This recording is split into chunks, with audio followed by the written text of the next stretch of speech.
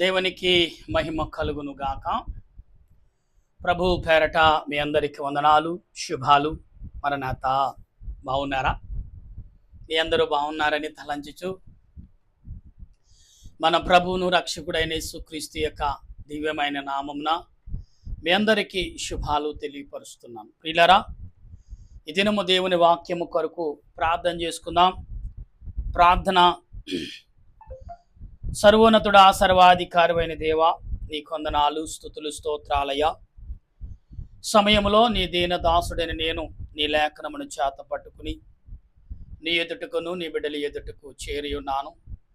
చేరి నిలిచిన్న నన్ను నా తలంపులు మరుగు చేసి, నా తలంపులు నా ఆలోచన నీ స్వాధీనములో ఉంచుకుని, మీరును పరిశుద్ధులు, దేవదూతులు, శేరేబులు, కరేబులు 24 పెద్దలు ఆదరణ దయచేసి మా పితృడైన అబ్రహాము గారి ఆత్మను, యాకోబు గారి ఆత్మను, ఇషాక్ గారి ఆత్మను, యాకోబు గారి ఆత్మను, మా తల్లిదండ్రుల యొక్క ఆత్మలను, మా బంధుమిత్రుల యొక్క ప్రార్థనలను, సంఘ ప్రార్థనలను, విశ్వాసుల యొక్క ప్రార్థనలు మాకు తోడుగా ఉంచి ఈ రీతిగా మరొక్కసారి నీ పాదముల ఎదుగు చేరి స్తుతించే భాగ్యం, నీ వాక్యము ధ్యానించే భాగ్యం మాకు దయచేసిన మా రక్షకుడును ప్రభువైన దేవదేవుని నామమున, యేసుక్రీస్తు కృపనామమున అడిగి బ్రతిమాలించు ప్రార్థన చేయుచున్నాం పరమ తండ్రి, ఆమేన్.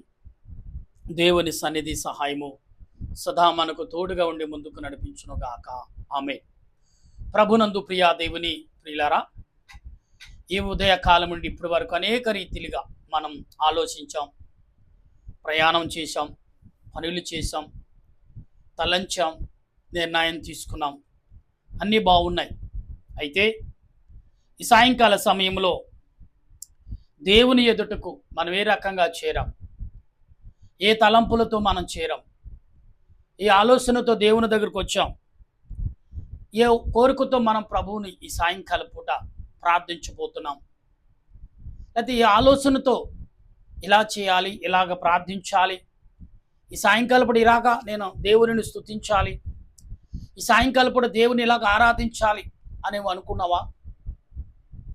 అయితే దేవుని ఎదుటకు వచ్చిన నీవు, నీ దేవుడు నీ మొర వినేవాడని, నీ మొర ఆలకించేవాడని నువ్వు అంగీకరిస్తే, అటు ఆలోచనకు, అటు తలంపులకు దేవదేవుడు అనేకమైన విధములుగా దేవుడు తన కార్యమును నీకు చూపుచున్నాడని నువ్వు భావిస్తున్నావా? భావిస్తే ఏ రకంగా భావిస్తున్నావు, ఏ రకంగా భావించబోతున్నాం అనే విషయాల్ని మనం గమనించాలి. బైబిల్ గ్రంథములో నుండి 1 కొరింథీ పత్రిక 13వ అధ్యాయము మొదటి నుండి మనం చదువుతున్నప్పుడు పౌలు గారు ప్రభు దగ్గర అందుకున్న మాటలు, ఆయన అనుభూతిని, దేవుని యొక్క మాటలు, దేవుని దగ్గర ఎలా నడవాలో, ఎలాగా ప్రవర్తించాలో, ఏ రకంగా ప్రార్థన చేయాలో, ఎలా మాట్లాడాలో, ఎలా స్తుతించాలో, ఎలా కొనియాడాలో, ఎలాగ దేవుని యొద్ద వరాలు పొందుకోవాలో, ఎలాగ దేవుని యొద్ద ప్రార్థన చేస్తే మేలు జరుగుతుందో, కీడు తొలుగుతుందో అనే విషయాల్లో పౌలు గారు మనకు నేర్పుతున్నారు. అయితే ఈ సాయంకాల సమయంలో దేవుని వాక్యములో అనేక భావాలు కలిగి మనం ఉన్నాం. వాక్య గ్రంథం చదువుతుండగా ప్రభు మాట్లాడుచున్న మాటలని మనం అర్థం చేసుకుందాం. ఏ రకంగా ప్రభు నీతో మాట్లాడుచున్నారు, ఏ రకంగా మాట్లాడబోతున్నారనే విషయాన్ని మనం గమనించినప్పుడు ప్రభు ఏ రకమైతే నీకు ఆలోచన తలంపులు కలగజేస్తున్నారో అన్ని విషయాల్లో కూడా అదే విధముగా మనం ఆలోచించేవారుగా ఉండవలసిన వారమై ఉన్నాం. ఎందుకంటే దేవుడు ఏ రకమైన తలంపులు నీకు అందిస్తున్నాడు, ఏ రకమైన ఉద్దేశాలు నీకు కలగజేస్తున్నాడు అని విషయములు మనం కలిగి మాట్లాడే వారిగా ఉండవు. ఈ 13వ అధ్యాయంలో మాట్లాడుతున్న మాటలు చదువుతున్నాం. మనుషుల భాషలతోనూ దేవదూతల భాషలతోనూ నేను మాట్లాడినను ప్రేమ లేని వాడినైతే మ్రోగుడు కంచుడు గనగనలాడులు తాళములయ్యుండును. అంటే ఇక్కడ ఈరోజు దేవుని స్వరం అంశమే దేవుని స్వరం. ఈ దేవుని స్వరము కంచు మోగినట్టే మోగుతుందా, బంగారము కింద పడితే శబ్దం వచ్చినట్టుగా, లేదా సామాన్లు పడితే శబ్దం వచ్చినట్టు కాదు. గంభీరమైన శబ్దముతో ఆయన ఉంటాడు. ఆయన రాకడ, ఆయన శబ్దం ఎటువంటిదంటే భూమి కనిపిస్తుంది, భూమి అదురుతుంది, సృష్టి యావత్తు కూడా వణుకుతుంది. ఆయన శబ్దం, దేవుని శబ్దం. యేసుక్రీస్తు యొక్క రాకడ ఎలాంటిదంటే ఆయన శబ్దము వినే శక్తి, స్వరము వినే అదృష్టం నీకుందా? ఎస్. ఆత్మతో మాట్లాడతాడు, ఆత్మరూపుగా నీతో మాట్లాడి ఉపదేశిస్తాడు ఆయన, ఆత్మరూపుగా నిన్ను బలపరుస్తాడు ఆయన, అనేకమైన విధములుగా నిన్ను కనపరుస్తాడు ఆయన. ఆ విషయం నీకు అర్థమవుతుందా? అయితే ఇక్కడ ఏమంటున్నాడు చూడండి, ఎందుకు మర్మములన్నీయు జ్ఞానమంతయు ఎరిగిన వాడవునైనను కొండలను పెగిలింపగల పరిపూర్ణ విశ్వాసము గలవాడనైనను ప్రేమ లేని వాడినైతే నేను వ్యర్థుడను. బీదల పోషణ కొరకును నా ఆస్తి అంతయు ఇచ్చినను, కాల్చబడుటకు నా శరీరమును అప్పగించునను ప్రేమ లేని వాడినైతే నాకు ప్రయోజనమేమీ లేదు. ఇక్కడ దేవుని యొక్క శబ్దము అంటే, దేవుని యొక్క స్వరము అంటే, దేవుని యొక్క ఆత్మ మాట్లాడటం అంటే ఎటువంటిదంటే, ప్రేమ లేకపోతే నేను ఎందుకు పనికిరాను, దేనికి ఉపయోగపడనని భక్తుడైన అపోస్తుడైన పౌలు మనతో మాట్లాడతాడు. అంటే దేవుని ఆత్మతో ఉన్న మనము ఏ రకంగా మాట్లాడుతున్నాం, ఏ రకంగా ఉపదేశిస్తున్నాం, ఏ రకమైన బలాన్ని సంపాదించుకుంటున్నాం అనేది పౌలు గారు మాట్లాడే మాటలు.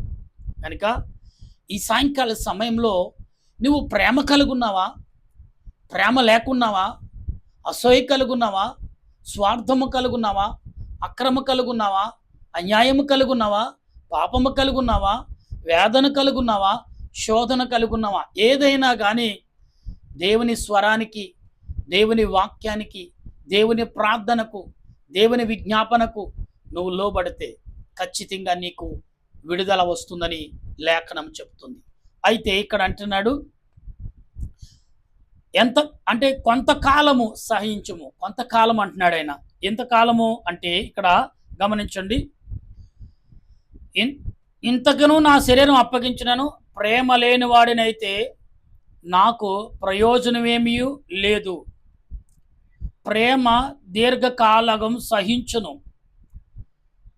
అంటే ప్రేమ దీర్ఘకాలమును చూపించును, దయ చూపించును. దేవుని ప్రేమ, దేవుని ఆత్మ ఎంత ప్రేమ చూపిస్తుందంటే దేవుని ప్రేమ అది ఊహకు కూడా అందదు. అందుకే దేవుని స్వరము, ఈ దేవుని స్వరం నువ్వు కలిగి ఉండవచ్చు. నేను దేవుని స్వరాన్ని విన్నానండి, దేవుని ఆత్మను నేను గ్రహించానండి, దేవుని ఆత్మ నన్ను తాకిందండి, దేవుని స్వరం నాకు వినపడుతుందండి, దేవుడు మాట్లాడుతున్నాడని చాలామంది చెప్తుంటే వింటూ ఉన్నాం. నా ప్రియ సహోదరులారా, దేవుడు ఏ రకంగా మాట్లాడుతున్నాడైతే నాకు తెలియదు, కానీ మీతో మాట్లాడటం మంచిదే. అయితే దానిని ఏ రకంగా రిసీవ్ చేసుకుంటున్నారు, ఏ రకంగా మీరు పొందుతున్నారు, ఏ రకంగా మీరు దాన్ని ఆహ్వానిస్తున్నారు, ఏ రకంగా మరి దాన్ని లోబర్చుకుంటున్నారు, ఆ శబ్దాన్ని, ఆ యొక్క సౌండ్ను, లేదా ఆ యొక్క క్రియను ఏ రకంగా మీరు లోబర్చుకుని మీ హృదయంలో దాచుకుంటున్నారు. మరియా అంది కదా, ప్రభు గుప్పుడు అవుతే చాలు గుడుక్కును మింగి గుండులో దాచుకుందును, అంటే గొంతుకు ద్వారా మింగేసి గుండులో దాచేసుకుంటాను అన్నప్పుడు యేసు ప్రభు సిరిన ఉన్నవాడంట. ఎంత ఆశిషుడు! మనిషికి ప్రేమ లేదని ఎవరన్నారు? ప్రేమ లేని వారు ఎవరు? అపవాదిగాడు చిత్రీకరించాడని అప్పుడు కూడా ప్రభుకి అర్థమైంది. నా ప్రియ దేవుని బిడ్డలారా, ఈ ఉదయ కాలంలో వింటున్నా మీరు అనేకమైన క్రియలలో ఒకవేళ ఆలోచన ఉండొచ్చు, మీకు అనేకమైన తలంపుల్లో వేదక నిర్ణయం వచ్చి ఉండొచ్చు. కానీ ఏ రకంగా నిర్ణయం మీకు కలిగి ఉన్నారు అంటే ఇక్కడ చెప్తున్న మాటలు, ప్రేమ మత్సరపడదు. చూడండి, ఇక్కడ ప్రేమ మత్సరపడదు అంటున్నాడు. ప్రేమ డంబముగా ప్రవర్తించదు. ప్రేమకు హెచ్చు తక్కువలు ఉండవండి. పేదవాడా గొప్పవాడా అది ఉండదు, ఒకటే రకం ప్రేమ. పేదవాడికి అదే ఉంటుంది, గొప్పవాడికి అది. కానీ మానవుడు మాత్రం హెచ్చు తక్కువలు చూపించవచ్చు. శరీరాన్ని బట్టి, అహంకారాన్ని బట్టి, అవివేకాన్ని బట్టి, ధనాన్ని బట్టి, లేకపోతే అధికారాన్ని బట్టి చూపించవచ్చు. అది ప్రేమ కాదు, ద్వేషం. అసూయ, అక్రమం, అన్యాయం, పాపం ఇవన్నీ ఇముడు ఉంటేనే కనపడదు. అది ప్రేమకు కుంటువాడ, గుడ్డువాడ, మోగువాడ, చెవిటివాడ, కాళ్ళు చేతులు లేనివాడా, తెగులు కలిగిన వాడా, రోగంతో ఉన్నవాడా, మరణానికి చేరుమవుతాడు ఎన్ని చూడదు. ప్రేమ అవతల వాడికి దేవుని ప్రేమను చూపించాలి, దేవుని ప్రేమను పంచాలి. ఏదో అంటే అదే ఆత్మ తలంపులకు లోబడినప్పుడు, ఆత్మస్వరముకు నువ్వు ఎప్పుడైతే విన్నావో, దాన్ని లోపరుచుకున్నావో, ఆత్మ నేను ప్రేమతో బలపరుస్తుంది, ప్రేమతో నేను వదిలి చేస్తుంది. అందుకే దేవుని స్వరము వినటానికును, లోబర్చుకుటకును, మరి ఆకర్షించుటకు మీరు ప్రయత్నం చేయాలనేది నా ఉద్దేశం. కనుక ప్రియులారా, ఈరోజు నేను మాట్లాడే మాటలన్నీ కూడా గమనిద్దాం. అది ఉప్పొంగదు, అమర్యాదగా నడవదు, స్వప్రయోగముగా విచారించుకొనదు, త్వరగా ఇక్కడ స్వప్రయోజనం, స్వార్థంగా ఆలోచించదు, త్వరగా త్వరపడదు, కంగారుగా మాట్లాడదు. ఎలాగంటే దేవుని స్వరము నీలో ఉన్నప్పుడు నువ్వు దాన్ని ఆలకించినప్పుడు దాన్ని ప్రేమించడం, దానికి లోబట్టక ప్రయత్నం చేస్తాం. అది దేవుని ప్రేమతో నువ్వు సంపాదించుకోవాలి. అధికారంతోనూ లేకపోతే నేను సేవకుడిని, బిషప్ననే అధికారంతో నీకు ప్రేమ రాదు. దేవుని స్వరం నీకు వినపడదు. దేనైతే దావీదు అంటాడు, తండ్రి నిన్ను దీనుడు నేను ప్రభువా, నా పాపములను క్షమించటకు నీవు అధికారము కలిగిన వాడువు. మనుషులు ఎవరు క్షమించగలరు నా పాపములు? నీవు తప్ప. కాబట్టి నన్ను క్షమించు ప్రభు అని దావీదు దేవుని పాదముల ఎదుట సాష్టాంగ నమస్కారం చేసి దేవుని బ్రతిమాలుకుంటాడు. బ్రతిమాలుకున్న దేవుడు ఎన్నిసార్లు దేవునిని ఎంతగా మరి బ్రతిమాలికి కన్విన్స్ చేసుకున్నాడు, బ్రతిమాలుకుని లోబర్చుకున్నాడో.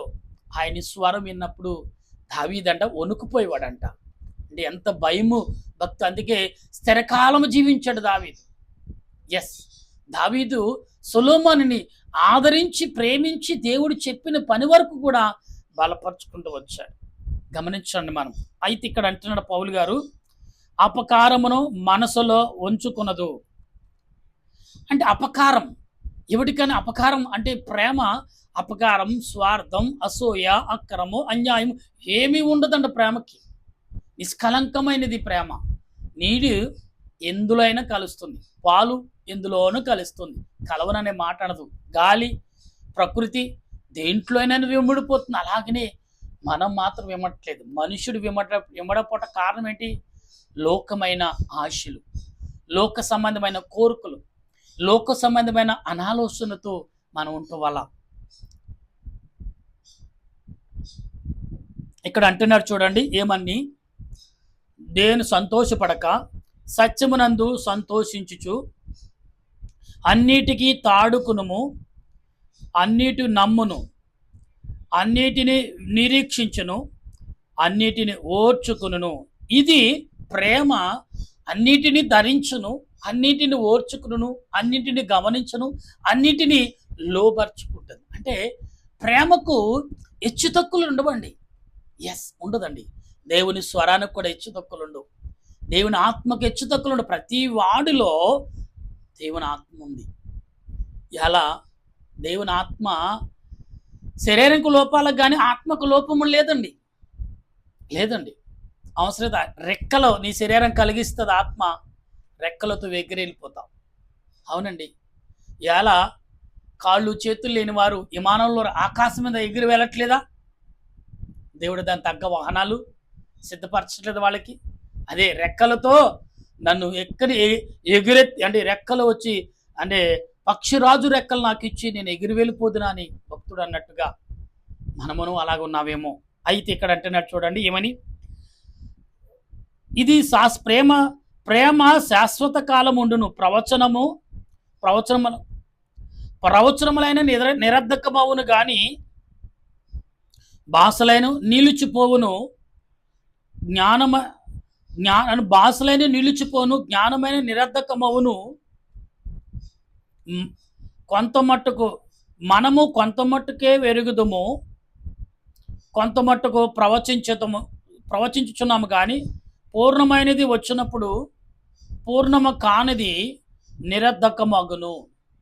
నేను పిల్లవాడినైనప్పుడు పిల్లవాని వలె మాట్లాడి తిని, పిల్లవాని వలె తలంచి తిని, పిల్లవాని వలె యోచించితిని.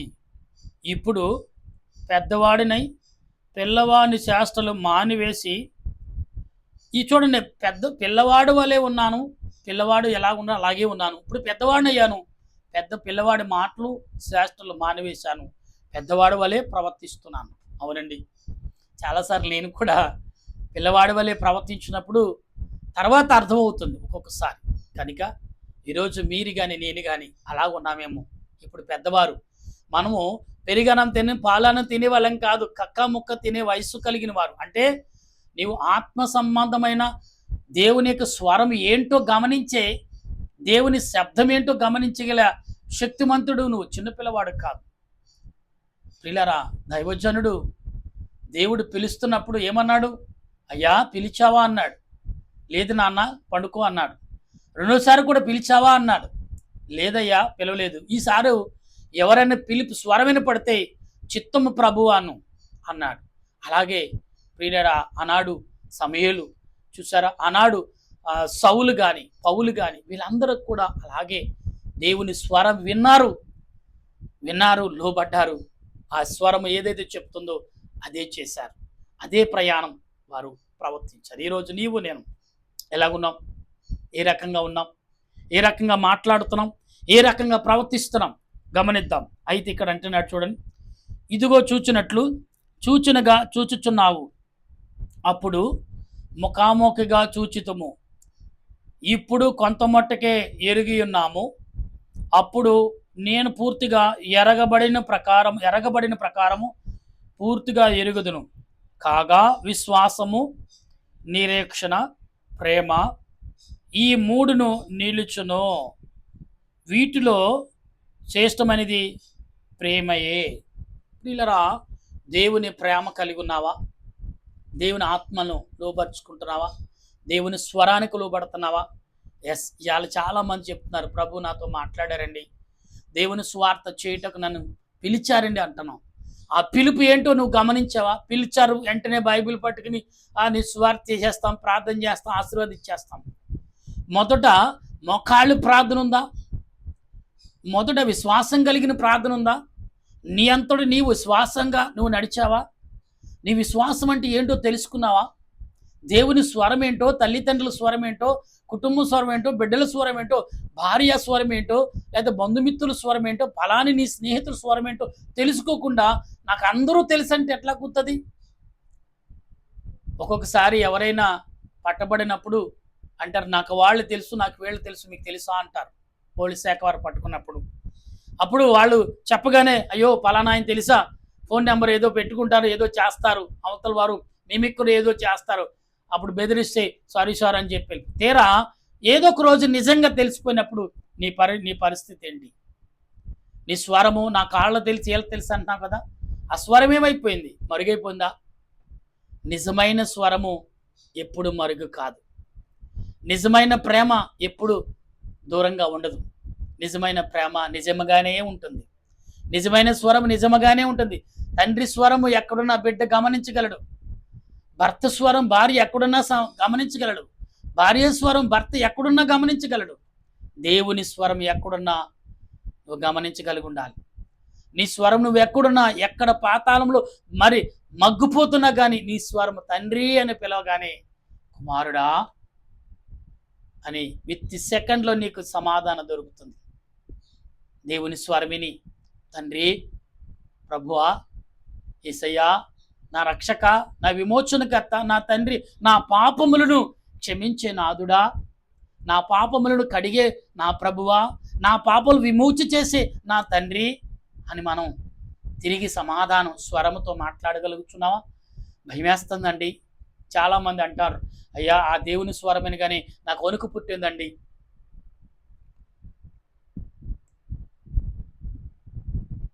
ప్రియరా, సమూయేలు దేవుని యొక్క స్వరమును అశ్రద్ధ చేసినప్పుడు, దురాత్మ స్వరం వచ్చినప్పుడు, దురాత్మ ఏదో దేవుని ఆత్మ స్వరం ఏదో గమనించకపోయాడు సమూయేలు. ప్రియులారా, ఏమైపోయాడో మీకు తెలుసు. సంసోను ఏమైపోయాడో మీకు తెలుసు. దేవుని స్వరాన్ని గుర్తించకపోతే గుర్తించిన నాటికి నీ పరిస్థితి దిగజారిపోతుందేమో. అయ్యో, దేవుని స్వరం నేను గమనించలేకపోయినే, ఇప్పుడేంటి ఇలా అయిపోయాను అనుకుంటున్నావా? దేవుని స్వరము నిన్ను కించుపరిచేది కాదు, నిన్ను బలపరిచేది. దేవుని స్వరము నిన్ను హెచ్చించేది, నేను ఆనందపరిచేది, ప్రేమగా ఆదరించేది, ప్రేమగా పిలిచేదే దేవుని స్వరం. అంటే దేవుని స్వరము కలిగి నీవు ఉన్నావా? ఉంటే రండి, అట్టి స్వరముతో ప్రభుని అడుగుదాం, పిలుద్దాం. పిలిచి, ప్రభువా ఇది నా పరిస్థితి అని ఒప్పుకుందాం. అటువంటి ఆదరణ దేవదేవుడు మనందరికీ అందించును గాక. ఆమేన్. ప్రార్థన చేద్దాం.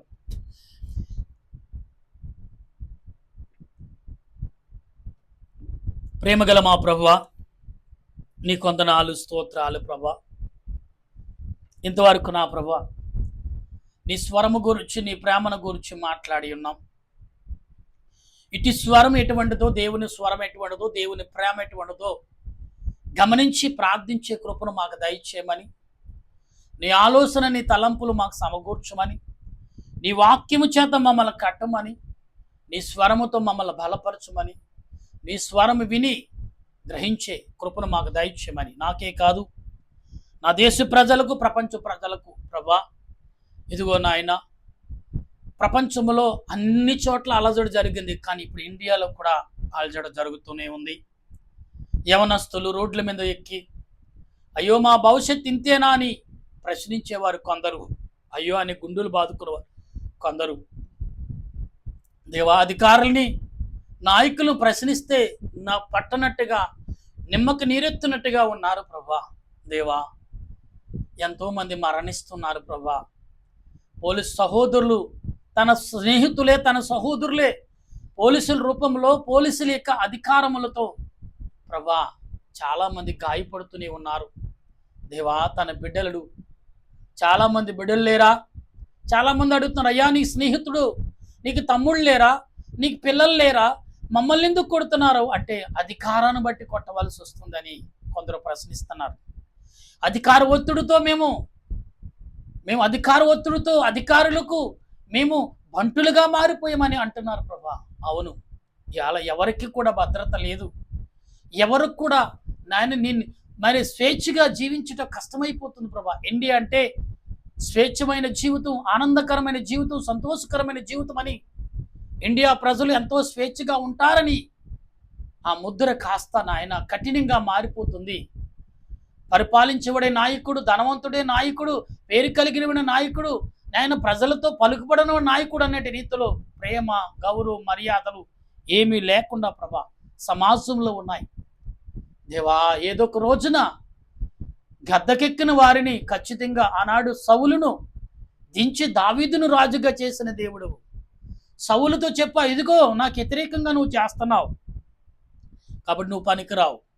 పైగా సౌలు నూరికినే వదలలేదు, నీ సన్నిధిలో నుండి దురాత్మను పంపించి సౌలుకు వేదన సృష్టించమన్నావు. అవును ప్రభా, ఈనాడు నాయకులు, క్రైస్తవులు ఎందరో వేదన కన్నీటితో ప్రార్థన చేస్తున్నారు ప్రభా. ఎందరో ఆడబిడ్డలు, ఎందరో యవన బిడ్డలు ప్రభా జీవితాలు ఏమైపోతున్నాయో, బ్రతుకు తెరుగు మనుషులుగా పుట్టి ఇంతేనా మా బ్రతుకు వ్యర్థమని నాయకుల వైపు చూస్తున్నారు ప్రభా. వారి భవిష్యత్తు కాలరాశి చీకటిలో గెంటేస్తున్నారని భయపడుతూ ఆయన అనేకులు రోడ్డు ఎక్కుతున్నారు. నాయనా, నీ కరుణ చూపించవా, నీ దయ చూపించవా, నీ ప్రేమ చూపించవా, నీ జాలి, నీ కృప నాయకుల పట్ల లేదా ప్రభా? నాయకులు ప్రశ్నించే దేవుడు నీవే. ఆనాడు సౌలును ప్రశ్నించిన దేవుడువు నీవు. ఆనాడు తండ్రి ఇదిగో నైనా పరో రాజును ప్రశ్నించిన దేవుడువు నీవు.